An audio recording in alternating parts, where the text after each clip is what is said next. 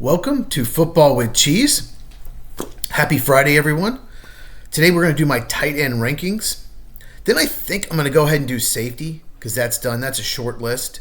These are the last two rankings, tight end safety, where I'm going to go in depth a bit of each prospect because wide receiver, offensive line, corner, defensive line, it's just too many to go in depth. The video is just going to take too long. And I got to get these done this weekend because I got mock drafts coming, got my top 100 coming. And Tuesday I'm going to be on the Sports Root podcast. I'll go over more of that at the end. So make sure you are subscribed so you never miss a video. All right, so tight ends.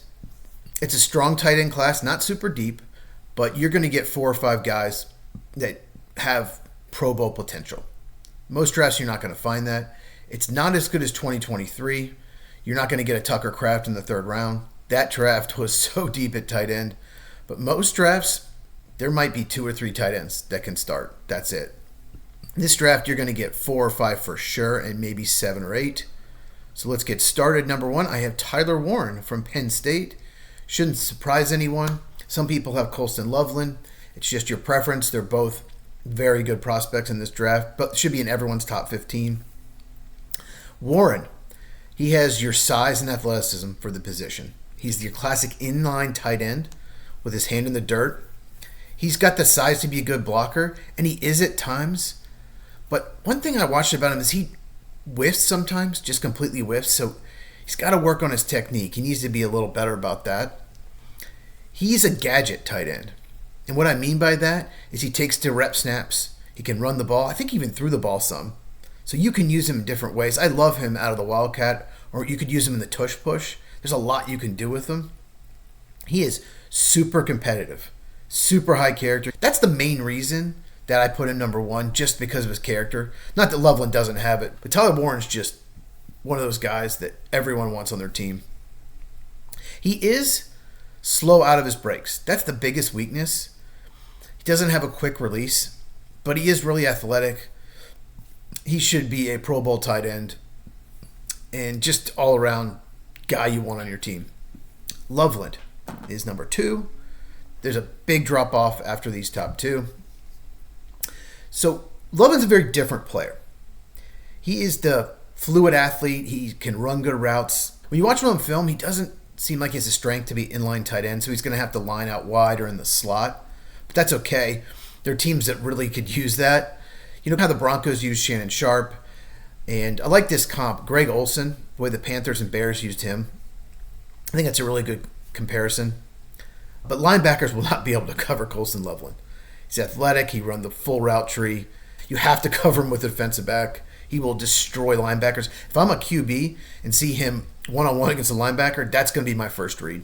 Really good player. 3rd, I have Elijah Arroyo from Miami. 3 and 4 are really close as well. You know, Loveland and Warren, they're top 15, top 20 talents. Arroyo and the next guy, Taylor, we'll get to him. They're more mid-second rounders to early 3rd. So Arroyo, he had a great Senior Bowl week. Really great week. He is a lot like Loveland. He is a fluid athlete, route runner. He has speed to stretch the field. And if a tight end's running down a seam in a zone, you have to pay attention to that. It'll lead to more opportunities, maybe underneath for a slot receiver. He does need to get stronger, just like Loveland. And the biggest issue I have with Arroyo is he can get bumped off his routes. If you press him, teams were able to get him off the route sometimes. And of course, Cam Ward would just get outside the pocket and look for Xavier Strepo. That's basically what he did. So he's just got to get stronger. But I really like Arroyo. He has starting potential. The reason why he's maybe not a top 50 guy is his injury history. I think he only has 11 career starts because he's hurt a lot. This was his only healthy season. So some teams are going to medical red flag him. Most people have him 4th or 5th on their board. I just had to put him 3rd. I don't care about the injuries. He's just too good. And then you got Mason Taylor from LSU. He's the son of Jason Taylor. Great all-around athlete. He's a good route runner. He's just a good player across the board. He's a willing blocker, but his technique needs some work. And the only big issue I have with Taylor and why he's not 3rd is he's not especially great after the catch as these other three guys ahead of him. That's my only concern. I mean, he's just going to be a good all-around player. And then there's a drop-off after these two guys. And I have one more player I think is going to be my top 100, and that's Terrence Ferguson, Oregon. He is a freak athlete, 98 percentile. Although he didn't do the agility drills, I really wanted to see him do that. But he has run after catch ability that Taylor doesn't. Taylor's just a better all-around player. Ferguson is so good at finding the hole in the zone. He screams Chiefs tight end. Travis Kelce may only play one more year. Third round, if he's there, the Chiefs should take him. He's their kind of guy. But he's got some issues. He occasionally will drop balls he absolutely should not. And he doesn't always fight for those contested catches.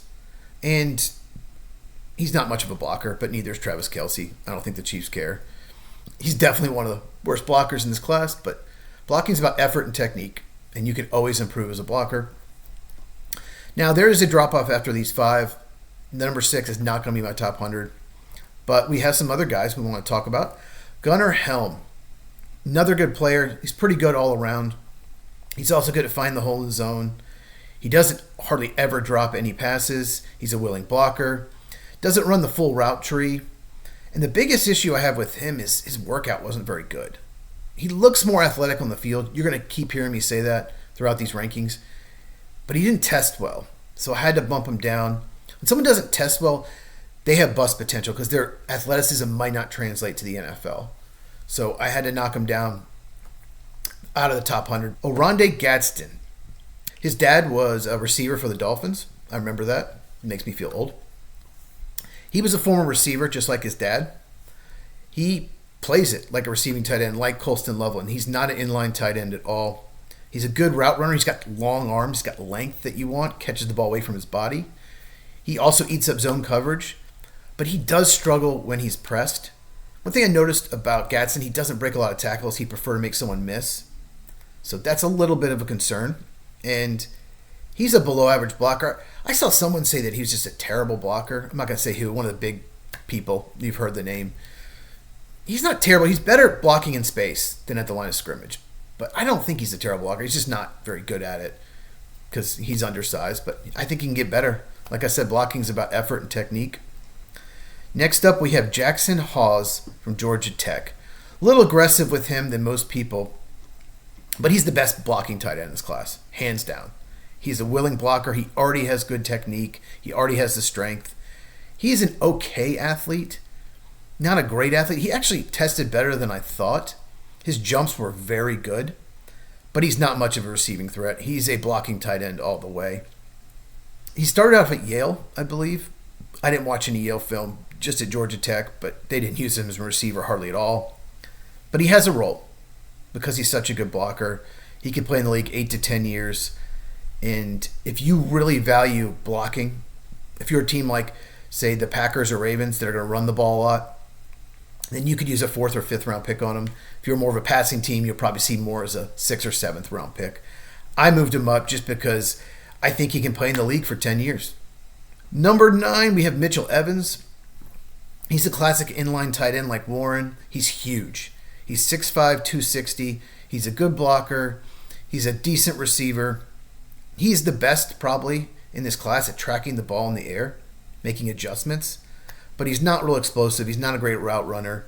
He's fine on underneath throws. He's not going to stretch the field. So he's just like a mid-round, 4th or 5th round pick, solid starter. Luke Lachey. I think it's Lachey. Someone online thought it was Lakey. I don't care. But we'll just say Lachey. He's a similar player to Evans. He's about 6'6", so he's tall. He's solid blocker, solid receiver, good dump-off option. Just a huge target at 6'6". And he's a physical player. The issue with him might be he did have a torn ACL in 2023, and he's just not a great route runner. I got to mention Thomas Fidone. I should have looked that up. Because he would be probably 5th or 6th on this list if it wasn't for injuries. He's a 93.7% athlete. He's very good at YAC, yards after catch. He's only 243 pounds. So really he's a 95 or 96% athlete. His RAS score went down because of that.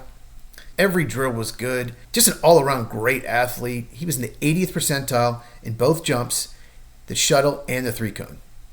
He's a willing blocker. Technique needs some work. He has starter upside.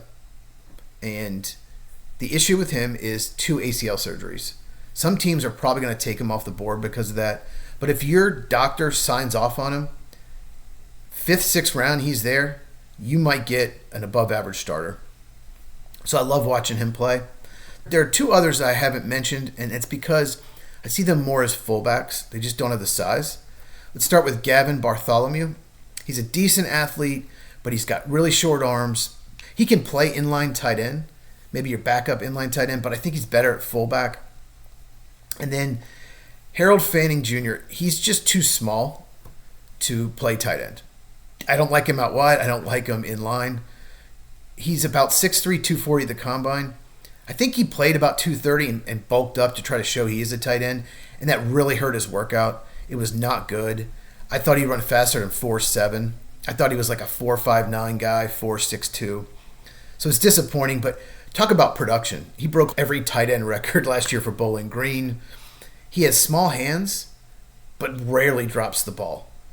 So not too worried about it. If he's in a real cold weather stadium, maybe that could be an issue. His production was tremendous. He looks so natural running down the field, and he's great at find the hole, great yard after catch guy. I just don't think he can play tight end, so he's got to play fullback, so that hurts his value. I could see him going in the 3rd round. I could see him falling to the 5th round. He is a willing blocker, so I think he can develop into a very good fullback. If he is a starting fullback, he will be the best receiving fullback in the NFL from day one. Fullback is just a position that every team used to have 1 or even 2. Now 7 or 8 teams have him. So I could see him falling in the draft because of that. A lot of teams just use their third tight end as their fullback. So that is tight ends. All right, I think I'm going to do safety next. That'll be a quick video, and then we'll get into receivers and offensive line. Reminder, I'm going to be on the Sports Truth podcast. I thought we were going to start at 7 Eastern. It's probably going to be 8 Eastern. This Tuesday, April 22nd. I will link it in the description below. We're going to do a mock draft. There are 4 of us. Going to draft for 8 teams. Make sure you subscribe if you have not.